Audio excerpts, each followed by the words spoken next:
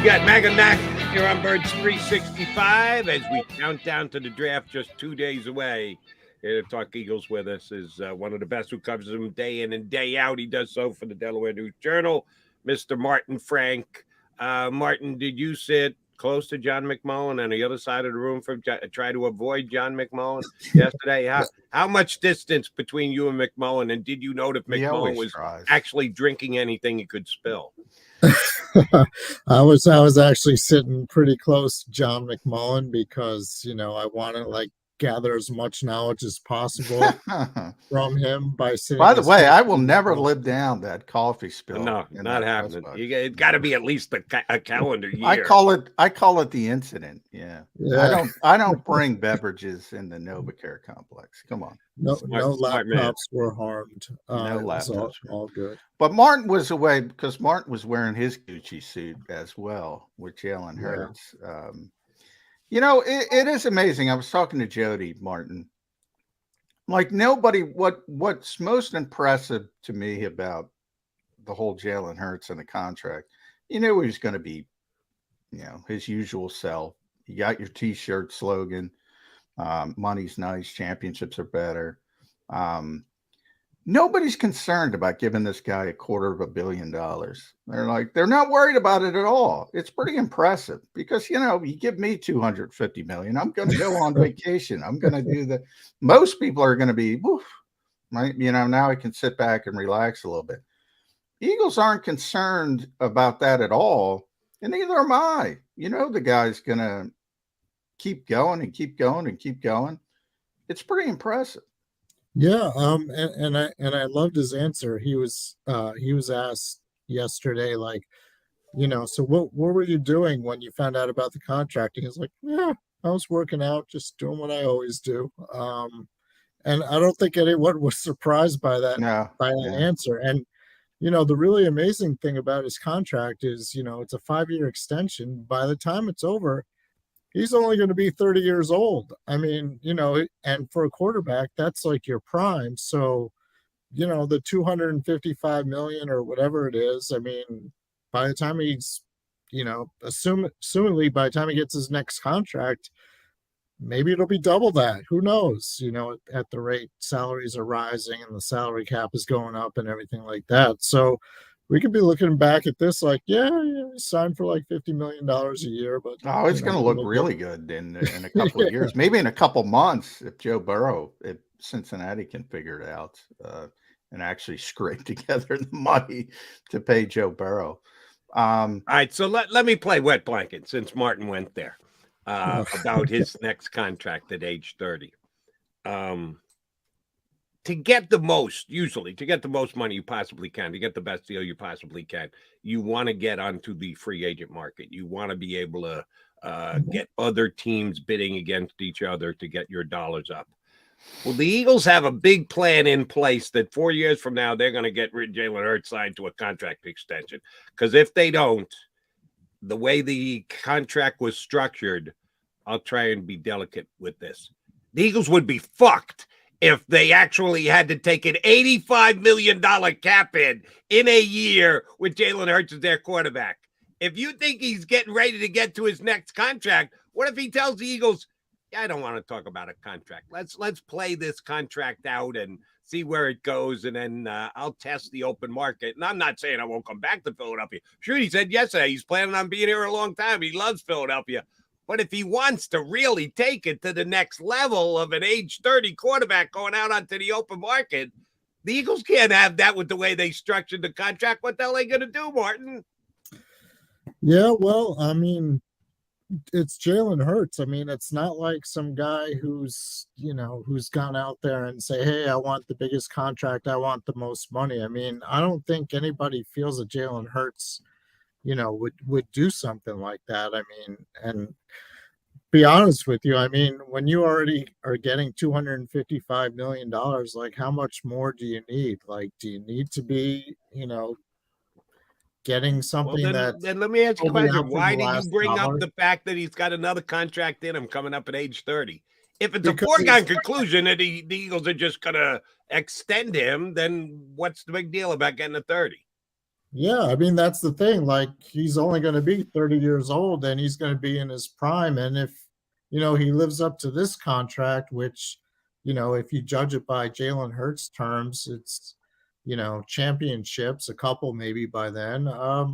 Why not? I mean, if Howie Roseman's still in charge, if let's say Julian Lurie is taking over for his Yeah, father, by Julian then, was there, by the way. How about he that? was. Oh, he He's got a sitting shout right out from next to me. Jalen, didn't he? Yeah. Didn't He's Jalen smart. shout Well, out Julian? Jalen is savvy, man. He Yeah, knows. yeah, he is.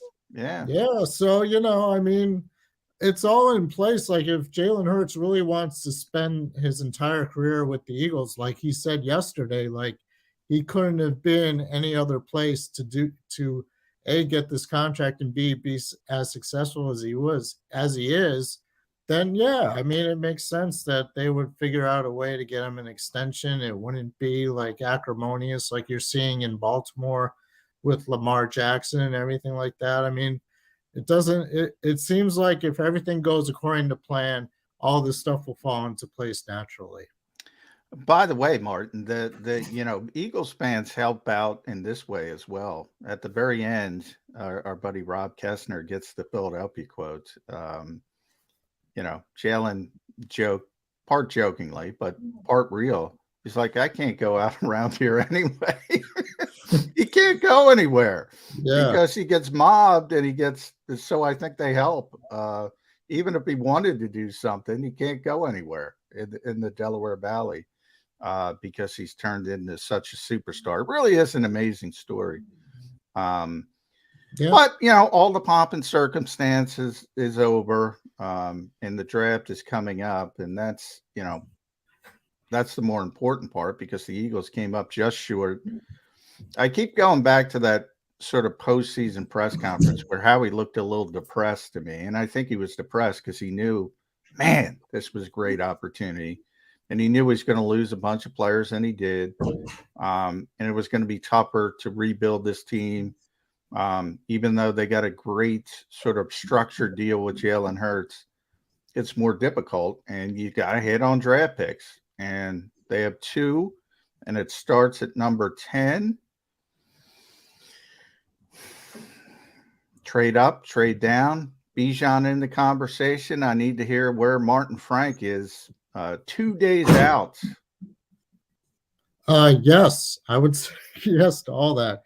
Trade up, like let's say if Jalen Carter is the guy they really want, like and he's like still there at number 7. Yeah, trade up with the Raiders and get him. Or if Bijan is the guy and maybe you think you can get him at 13 or 14, then trade back. I personally, I'm on the running back bandwagon. I think either if it's going to be Bijan in the first round or even like Jahmyr Gibbs at the end of the first round from Alabama, I think one of those picks will be a running back. Wow. That is bold. Martin Frank. Is it bold to take Jahmyr Gibbs at number 30, really? Because it is, I guess, a first-round pick, which the Eagles haven't done since Keith Byers. So at number 30, there's a difference between 30 and 10, I guess is the point I'm making. I don't know if I would call it bold if they take a running back at 30. If they do it 10, right, you're right. I think it's smart, to be honest with you, because you get that extra year of salary control. First-round pick, at running back, you've got 5 years, plus you can do the franchise tag for a 6th year. And if you look at the lifespan of a typical running back, the shelf life, it's like 3.5 years. So, if Jahmyr Gibbs is good, you have him for an extra year, which meshes into Jalen Hurts' contract, which makes, perfect sense for the Eagles to do something like that. Tom Pelissero, sorry, Jody, brought up an interesting point in his latest piece on NFL Media. Most teams have like at most 20 first-round grades, so you're probably going to see some crazy picks from, some names you don't expect to see between, say, 21 and 32. You think Howie can sit at 30, not having a 4th, a 5th, and a 6th? I think he'd get too antsy to sit around that long. I think he wants to get the heck out of 30. Maybe. I mean, but maybe he moves back at 10 and gets that extra fourth, That's fifth, true. or sixth round pick. Yeah. Or maybe he trades one of his 12 picks he has in 2024 to get into the fourth round. Like, let's say there's someone in the fourth round he really wants, he maybe trade a third or a fourth next year and get that. All right. I will suggest the more things change, the more they stay the same. And Howie Roseman will still be Howie Roseman, and Philadelphia Eagles will still be Philadelphia Eagles. So they're not going to take a running back at number 10. Sorry, Bijan fans. I'm okay with it. If I'm wrong, I'll come into your Friday on Bird 360. I hope I'm wrong. And I hope I'm it. wrong because I never want to talk about it again. I hope I'm wrong, Jody, but I don't think I'm going to be wrong. Well, if you're wrong, we're going to talk about it forever. We both will. We're both going to have to. Well, I mean, moving forward, we don't have to. The next year's draft in the year. No, we don't have to talk about going forward. Yeah. Oh, the Eagles will never draft a running back. Yes. All right, That's I get what I what you mean. But I don't think they're going to take the running back. So, Martin Frank, if the usual suspects, the guys who are being mocked, 4 quarterbacks, Anderson, Carter, one of the cornerbacks, all come off the board, that's 8 out of the 10 picks. So let's say the Eagles have their choice of the 2 offensive linemen and top 2 offensive linemen in this draft, Skoronski or Paris Johnson. Let's say they have their choice of 3 edge pass rushers, Smith from Georgia, Van Lucas, and Miles Murphy. He's got his choice of any of those 5. All 5 of those guys are still sitting on the board. Is he going O-line or D-line? And if so, which of the top guys at that position is Howie Roseman going to select? I'm guessing it would be the first choice would be Skoronski. Just I see him as somebody who could play right away at guard, and I also see him in like 2 or 3 years if Lane Johnson decides to retire, move out to right tackle. So I think that would be the first choice. I could see Nolan Smith being the second choice, like if Skoronski's gone, or maybe he likes Nolan Smith better than Skoronski. I could see Nolan Smith being the choice. I think if it came down to the other 3, I think Howie would just as soon trade back and get one of those guys as opposed to staying at number 10. But if he's staying at number 10, I think Skoronski would be the pick. If you trade back, you're not getting Paris Johnson. First of all, I think Paris Johnson may be gone before he gets to 10, but I'm just giving you a hypothetical here. If you trade back, unless you're trading to 11 and you're trading to a team that specifically wants to go somewhere else other than the offensive line, I think Paris Johnson's not going to be there if you trade back. You got to be careful. That's what you do when you trade back. You take the risk of losing out on the player that you would have on your board at that time. You never know what's real this time, but silly. People are saying Paris Johnson might go number 3 now, and the Eagles won't have to worry about it. So, but it's like how I was saying the other day, like nobody has any idea what we're going to do, and I think that applies to pretty much everybody. I mean, this is such a crazy draft because it's so wide open in so many ways. Like, nobody even knows what Houston's going to do at number 2. Like everyone thought for sure they would be taking a quarterback, but now it's like, maybe they're taking one of the top defensive linemen or something like that. It's crazy. Just, I'm sure like every mock draft that's been done so far is going to be like blown to bits by the time the Eagles get to number 10, All right. I think we got to most of the guys who were kind of obvious picks: Jalen Carter, Paris Johnson. We mentioned Nolan Smith, Peter Skoronski, Lucas Van Ness, who Eagles fans seem to hate for some reason. I want to throw one more in there because it's probably not going to be there, but there's not a lot of teams that are going to pick a cornerback. So if they like Witherspoon more than Christian Gonzalez, you never know. He might fall to 10. On the surface, the Eagles don't need a corner right now. They have Darius Slay, but Slay's 32. We saw the contract acrimony. Bradbury's going to turn 30. Christian Gonzalez, if he falls to 10, he's not going to play right away. It's pretty that'd be pretty bold for Howie to go that way as well. What do you think of that scenario? Yeah, I mean that's the thing about what Howie does during free agency is he makes it so when it comes to the draft, he can take whoever he likes as the best player available. He's not drafting for a position. I mean, before, like if you go back to March, Slay was going to get released, Bradbury was going to price himself out, and they would keep CJ Gardner Johnson. So then, yeah, he would have to pick a cornerback, and it'd probably be someone like Witherspoon or Gonzalez or, maybe even Joey Porter Jr. or whatever. But, he doesn't have to do that. I mean, and that's the thing. And that's kind of what helps a lot of these Eagles guys. Like last year, they drafted Jordan Davis and, basically as a redshirt year, I mean, he didn't play a whole lot. He was able to learn from guys like Fletch and Javon Hargrave, and then later with Sue and Linval Joseph. So, I mean, it's an ideal situation if you're a rookie and you want to learn how to play in the NFL, on a team with a good culture and stuff, you sit out maybe a lot of your first year and then you get a chance. I mean, we'll see how that works out this year because obviously Jordan Davis and Nakobe Dean and probably even Cam Jurgens are going to play, be counted on quite heavily. So, if you're a guy like that, I mean, yeah, you could definitely draft a cornerback in the first round. It wouldn't surprise me at all. I mean, I would think they might even do it.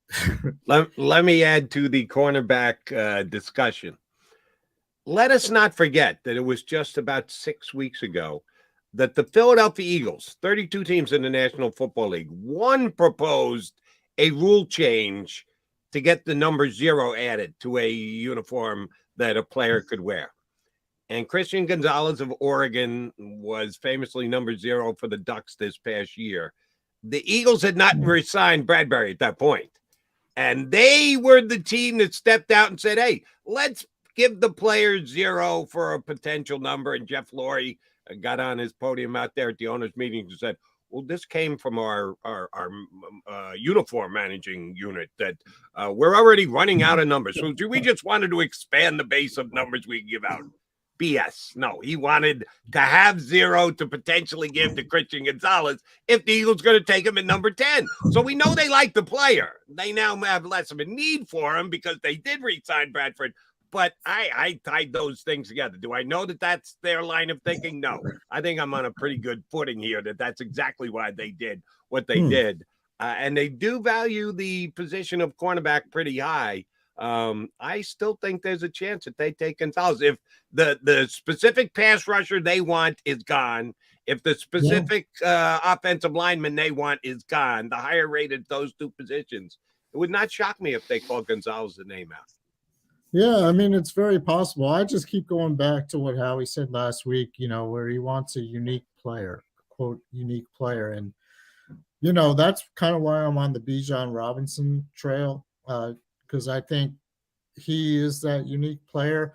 I'm not sure if one of the cornerbacks are like that. I mean, maybe I'm wrong. And maybe Howie's blowing smoke like he usually does at this time of year, like everybody else is and everything. But, if you got the number 10 pick and you've identified someone who's a unique player, it might even be Jalen Carter. I mean, he would have been, obviously. So maybe if he's the guy, you trade up and get him. If it's Bijan Robinson, he's the guy. I'm not sure if I think the cornerbacks are good. Gonzalez for sure, Witherspoon for sure. But are they unique? I don't know. Everybody hung on to that unique thing, Martin. Yeah. They hung on to it like a life raft. And so I went to thesaurus.com and I was looking for Bijan Robinson as a synonym for unique. But he wasn't there. I mean, no. What? Didn't have his picture, John? Yeah. Look, people think I don't like Bijan Robinson as a prospect. He's clearly, we've asked a bunch of scouts on this show. He's clearly one of the few blue chip players in this draft. Mm-hmm. But I mean, I don't think he's unique. I think he's a running back, a really good running back. I think he's a better pass receiver than most running backs. I think he's a better pass protector than most running backs, certainly that run the football as well as him. And obviously he can run the football. But I don't see that uniqueness like Christian McCaffrey back when the Eagles were considering taking him. Mhm. That's unique. That guy's unique. Yeah, I give you that. I don't see that with Bijan Robinson, but maybe it's me. I see it like this too. You know, go back to the owners' meetings, and Jeffrey Lurie was saying offenses dominate in the NFL. So if that's the case, and you're the Eagles, you've already got a great offense, and you've already got a great quarterback who's a +1 type of guy, who defenses can't really account for. So if that's the case, I mean, why not get the best running back? I mean, if you look at this guy as being better than Miles Sanders, and Miles Sanders had 1,269 yards rushing, mainly because Jalen Hurts took away some of the attention from the defense. So he had all these gaping holes. Plus, you have a great offensive line. Plus, you have 3 great receivers in A.J. Brown, Devontae Smith, and tight end Dallas Goedert. I mean, why not get a guy who would complete the package, so to speak? This guy would just make the Eagles offense practically unstoppable. And that's how you win Super Bowls. I mean, the Kansas City Chiefs didn't win the Super Bowl because their defense shut down the Eagles. And the Eagles certainly didn't win the Super Bowl because they certainly did not. So, I mean, the Chiefs defense all year was middle of the pack. It wasn't a great defense. Yeah, it's not great. So, why not make the offense more unstoppable than it already is if you can get a guy like Robinson? I think it was the owner of the Philadelphia Eagles, Jeff Lurie, who said, you have to have a dynamic offense if you're going to win the Super Bowl. So since he's kind of in charge and is the man here in Philadelphia, let me take it in a different direction, but staying with the offense. Our buddy BLG, Brendan Lee Gouton from Bleeding Green Nation, had an interesting post on his website speculating on the Eagles' second-round pick, that he thought that they might just go the wide receiver route in the second round and take a kid like Jalen Hyatt from Tennessee, who would come in and just specifically displace Quez Watkins. Because those who think that Quez should still be the third wide receiver here this year tie it to, well, he can stretch the defense. You need that speed. You got to have him there as at least a threat. If you're not going to catch the ball, how big a threat are you actually? But Hyatt is an absolute stone-cold burner who can do what Quez does, which is keep the defense honest and maybe actually catch the ball. Could the Eagles go wide receiver in the second round, Martin Frank, if they're married to offense? They could do that too. I mean, I wouldn't be surprised if they went tight end in the second round, to be honest with you. Tight end, baby. This is a loaded tight end draft. Loaded. Mm-hmm.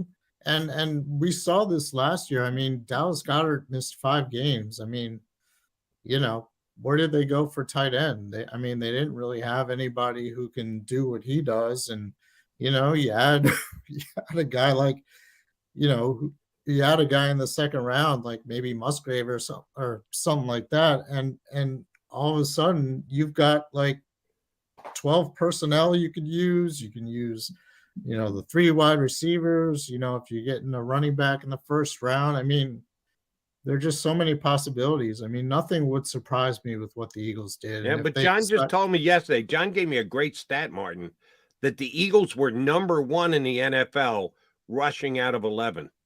The number 1 in the NFL. So if that's the case, why would you want to go to more 12? No, you want to stay with 11 and be able to be the best in the National Football League. Yeah, but if you got tight end, and by the way, didn't they secure their backup tight end yesterday? Are you guys not believing that Tyree Jackson is finally going to stay healthy this upcoming season? I'm surprised. I had to look that up. I had to ask Bob Lang at the Eagles that Tyree Jackson, why is Tyree Jackson not signing his tender? I thought the Eagles took it off him, but no, he was waiting all that time because I was thinking if the Eagles sign something, they're just going to take it off the poor guy. And, he's been injury stricken. I think Grant Calcaterra is more in the conversation. But to Jody's point, the Eagles running game is about space. So I've said this a couple times. To me, it would make more, if you want to improve their running game, and it's tough to improve from number 1, get a better receiver, get a better third receiver, or get a better second tight end. Now, the reason the spacing becomes an issue in 12, Jody, is because no one is threatened by Jack Stoll. But if you go Martin's route and you have the 2 tight end, then all of a sudden you have the spacing back. Now, the same thing would work with the receiver, though. So it's kind of, it doesn't matter. But if you want to improve the running game, get a third receiver, get a second tight end, and you have even better spacing. Yeah, but the second tight end takes you out of 11, puts you in 12, and they weren't as good. That doesn't matter. What matters is the threat. Because Musgrave is such a upgrade over Stoll that would allow as a the Eagles receiver, to run the ball more effectively. Jack Stoll. Look, Jack Stoll is a great story. Does a tremendous job. Nobody's scared of Jack Stoll as a receiver. There are receivers, tight end receivers, in this draft that people need to be fearful of. If you get one of those guys, but you can accomplish the same thing with receiver. It's all about mismatches and giving yourself opportunities. If you have 2 really good receiving tight ends, like Gronk and Aaron Hernandez back in the day, Zach Ertz and Dallas Goedert.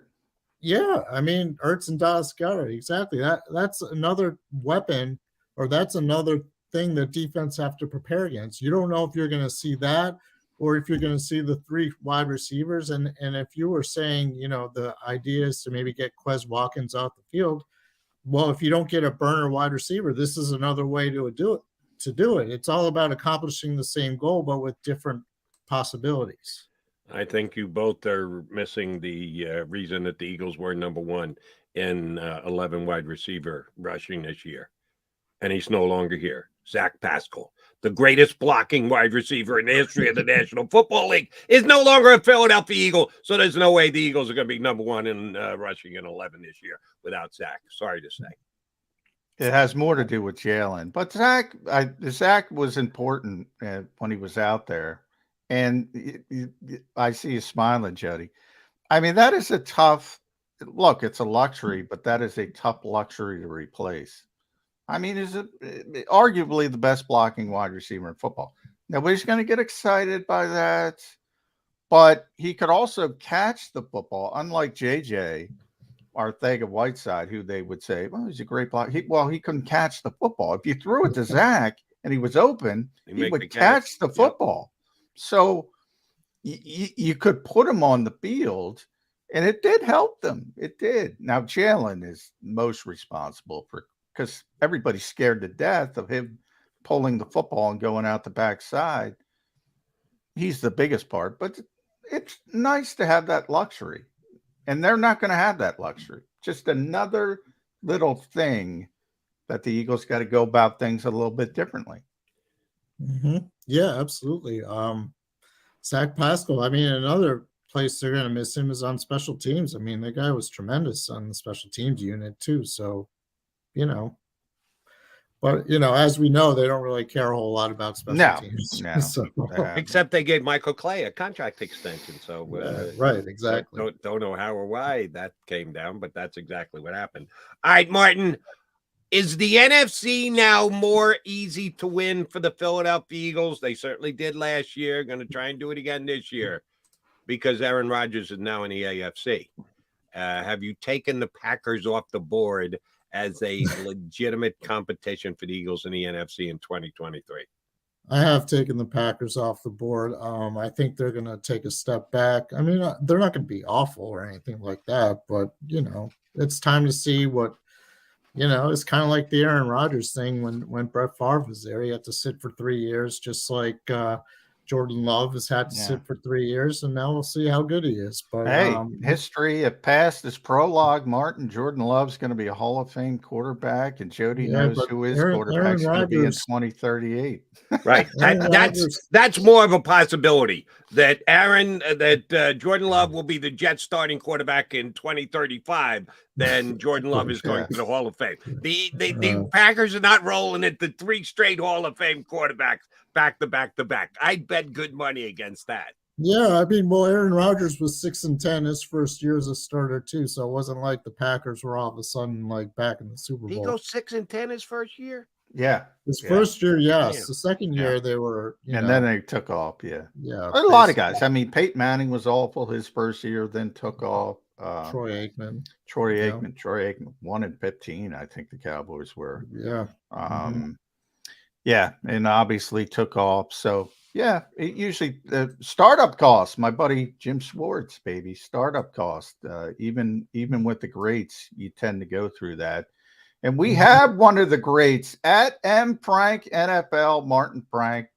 Follow him on Twitter. You can read him at DelawareOnline.com. Does a tremendous job. I will end this here with you, Martin, my last one. Since we went down the Aaron Rodgers route, boy, there's a disparity between AFC quarterbacks and NFC quarterbacks. It's amazing. Who was the second best quarterback in the NFC? Because 12 months ago, if I would have said to you, Jalen Hurts is the best quarterback in the NFC, it's not even a debate. That's amazing enough. Yeah. But who's number two? God, that's a tough one. I mean, I don't know. Is it Justin Fields? But I mean, he's not the most accurate guy. Well, that's I mean, projection. Jody and I both like the skill of the player, but I mean, that is a massive projection. I don't like his situation. Like he's got a defensive head coach, a bad offensive coordinator. I don't like his situation. Yeah, I got Dak Prescott still. Yeah, maybe. Yeah, Dak is. I mean, he's proven. He's to some extent anyway. Yeah, I mean, Brock Purdy could have been in the conversation. There you but he's go. out for The a second while. best quarterback in the NFC is the much disrespected Brock Purdy. Well, he's not going to be. I'll say this for all that, and Jody's the biggest Brock Purdy fan in the world, except for, I don't know, Brock's married, Mrs. Purdy, his girlfriend, but he's got a torn UCL. We're not even going to see him.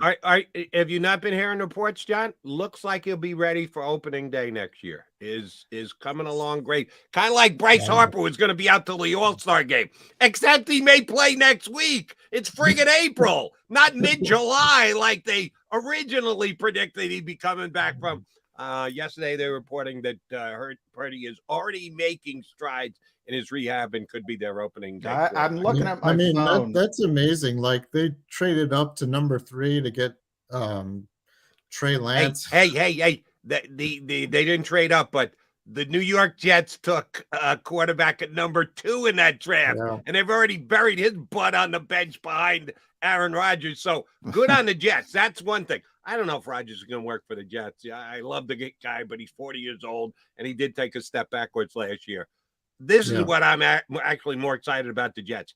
They admitted their mistakes. There are teams in the National Football League that refuse to do that. They make a pick. They stand by it. They go to the well. They just continue to lose. The Jets said, we blanked up. We're not doing this again. We're going to go get ourselves a quarterback. And I think San Francisco doing the same thing. They watched Brock Purdy go undefeated and go, we're going to sit this guy on the bench just because we traded up for Trey Lance? No. Brock Purdy's our starting quarterback.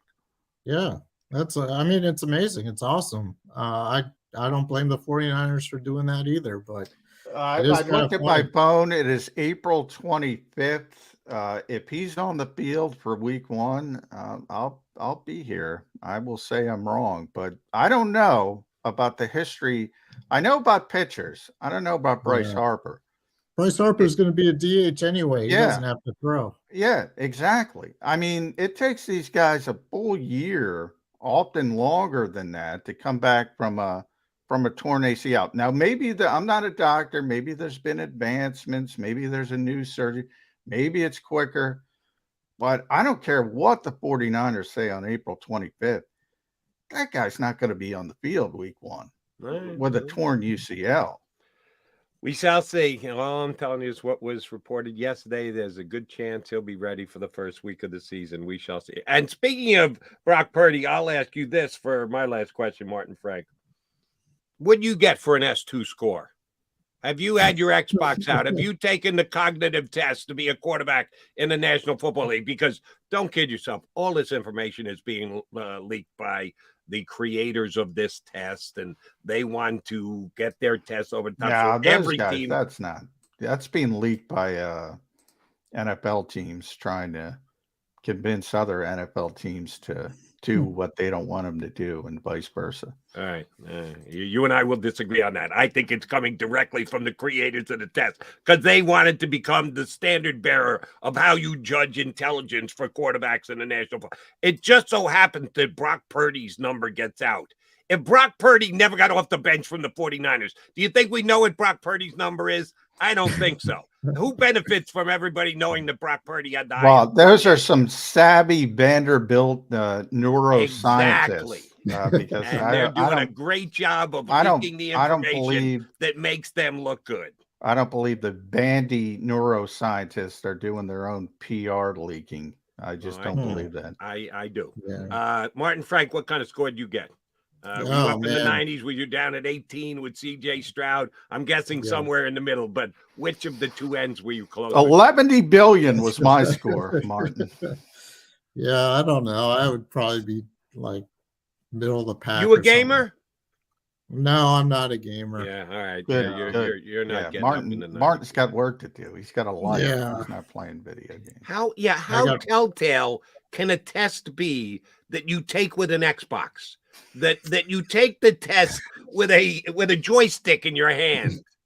I got a joystick for him. Boy. I'm sorry, I do not buy into this stuff. Martin, good stuff. Crazy. Appreciate, as always, you're coming on. Do yourself a favor. Don't sit close to McMullen for draft night. Put a little. He's got to. His cubicle's we're next right to next mine. to each other. I can't get away from him. Poor Martin. Poor Martin. Wear easily cleanable pants. Martin, always a pleasure, bud. Thank you much for coming on. All right. Thanks for having me. Always that is a pleasure. Martin Frank from the Delaware News Journal here with us on Birds 365. All right, Johnny Mac coming back. Mike Zielski, Inquirer, is going to join us in about 20 minutes. We'll continue to talk Eagles draft with you here on Birds 365.